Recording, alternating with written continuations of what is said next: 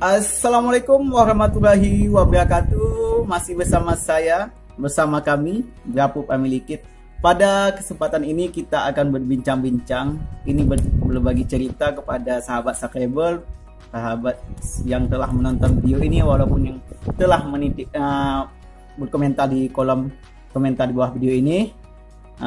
Ini kita hari ini berbagi cerita tentang usaha, tentang bisnis. Tapi di sini kita berbicara bukan tentang suksesnya, tapi pada konten ini kita berbicara tentang kegagalan dalam berbisnis, khususnya para pembisnis pemula.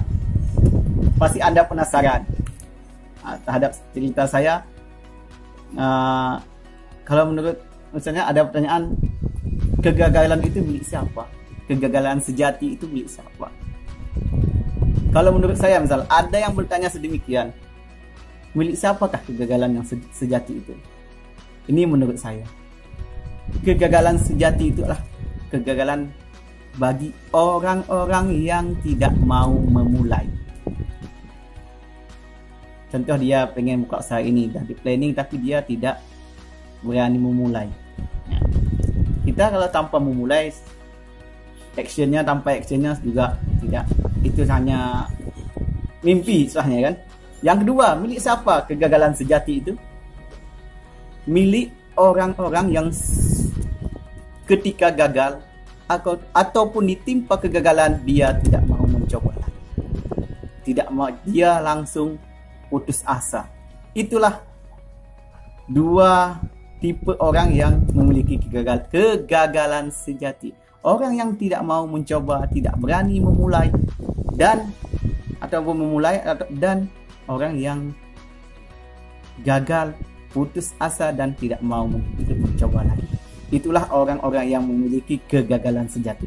Oke, kalau pada kesempatan ini saya tadi bercerita pada sahabat-sahabat semua tadi mungkin tentang saya. Kalau ditanya saya tentang kegagalan dalam berusaha, ini baikkah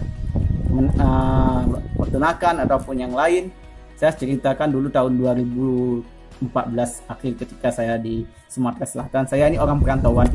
Oke, saya dulu di sini membuka usaha budidaya jamur merang bersama kawan-kawan di desa sini. Saya coba buka usaha jamur merang. Pertama ya, secara produksinya bagus, tapi saya terkendala dengan pasarnya istilahnya, karena yang mengkonsumsi jamur merang itu banyak dikonsumsi oleh masyarakat perkotaan, sedangkan saya di sini terletak di pedalaman. Untuk mengirim atau mendistribusikan jamur merang ke kota, misalnya dari tempat saya tinggal ini di Mesir Raya ke kota Palembang, itu butuh waktu 4 jam. Disitulah kendalanya, operasionalnya banyak.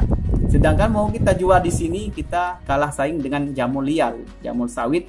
Masyarakat di sini di pedalaman ini lebih senang dia mengkonsumsi jamur yang ada di perkebunan sawit, kelapa sawit ya misalnya.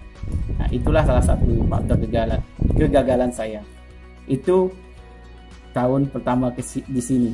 Berarti berjalan cuma budidaya jamur merang itu cuma berjalan 5 bulan, habis itu kami KO. Ini coba dilihat, ini fotonya di atas ini. Ya, coba dilihat, inilah foto-fotonya di atas ini. Itulah saya ketika dulu akhir tahun 2014 saya budidaya jamur merang. Apakah saya menyerah dengan kegagalan itu? Tidak, saya coba lagi karena ini sudah istilahnya kandas, istilahnya. Saya coba lagi untuk nanam budidaya cabai. Itu nanam cabai. Saya coba lagi. Pertama di awal di musim hujan, saya coba, tiba-tiba ditimpa oleh kemarau. Ketika berbuah, ketika mau panen, kita mau buat 3 bulan, ketika mau panen ditimpa oleh musim kemarau. Luar biasa pokoknya. Kemarau, air sumur aja bisa kering. Yang kalau pakai sumur masih aman di sini. Tapi ketika itu, jangankan untuk nyiram cabai itu, untuk mandi aja susah cari airnya. Maka di situ juga saya ketimpa kegagalan. Coba lihat foto di samping ini, saya lagi berdiri di kebun cabai yang sudah istilahnya kering karena kena kemarau. Nah, itu kegagalan saya yang kedua. Itu dalam 1 tahun saya 2 kegagalan. Apakah saya menyerah? Tidak. Dan saya rasa saya ini belum menemukan karakter usaha yang sesuai dengan saya. Oke, saya coba lagi. Untuk yang selanjutnya, saya coba budidaya ikan lele kolam terpal. Saya buat dari bambu, habis itu kasih terpal. Kenapa di sini saya kasih terpal? Karena di sini cuacanya tidak bisa diprediksikan, kalau kemarau panjang, kalau hujan hujan panjang. Misalnya cuacanya sangat tidak bisa diprediksikan dan susah air juga ketika musim kemarau. Karena saya belum modal sedikit, mau buat small ball habis 10 juta misalnya, minimal kan 10 juta ada. Tapi ketika lambat laun bertahan juga hampir 7 bulan kalau nggak salah. Berapa kali panen? 1, 2, 10 bulan. Itu berapa kali panen. Habis itu juga saya KO juga, istilahnya gagal juga. Sudah 3 kali gagal dalam untuk buka usaha dalam 2 tahun lebih, 3 kali kegagalan. Tapi saya juga tidak menyerah. Saya coba lagi, saya buka, karena saya ada dulu waktu kuliah ada keahlian di bidang komputer sedikit, ilmu komputer sedikit saya kuasai walaupun cuma dasarnya, tapi karena menggali potensi diri itu penting bagi saya. Mencari karakter, memadukan karakter kita dengan usaha itu juga penting. Makanya cari terus, apabila kalian gagal jangan pernah menyerah, cari terus sebelum itu dapat. Karena sudah dari poin yang pertama saya ungkapkan tadi, siapa pemilik kegagalan sejati? Ya, orang yang gagal dan tidak mau bangkit lagi. Itulah orang-orang karakter yang orang-orang yang memiliki kegagalan sejati kalau menurut saya. Oke, saya buka toko ATK. Saya sudah cerita di konten berikut sebelumnya. Kemarin sudah saya ceritakan bagaimana perjuangan membuka usaha cuma bermodal laptop dan HPS, sudah saya ceritakan. Makanya untuk sahabat-sahabat semua, untuk sahabat-sahabat untuk yang membuka usaha pemula, makanya walaupun gagal, misalnya nggak sanggup lagi, memang sudah tidak memungkinkan lagi, nggak apa-apa, misalnya banting setir buka usaha lain. Tapi kalau cuma masih bertahan, tapi jangan kita nanti lihat orang lagi maju buka usaha yang lain, kita ngikut juga. Jangan, pertahankanlah usaha yang ada dulu. Kalau memang nggak memungkinkan, memang udah parah kali, boleh banting setir. Itu memang sudah strategi dari bisnis kalau kita.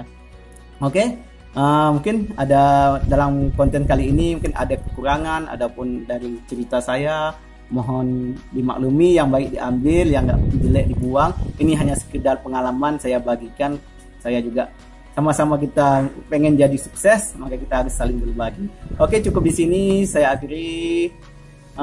Dari saya harapan saya kepada kawan-kawan, jangan harus berani sesuatu, harus berani mencoba, lakukan actionnya, jangan hanya sekedar teori. Kita harus juga melakukan prakteknya, harus berani mencoba dan memulai. Dan ketika ditimpa kegagalan, jangan pernah kalian untuk berputus asa dan tidak mau mencoba lagi. Salam Family Kid. Assalamualaikum warahmatullahi wabarakatuh.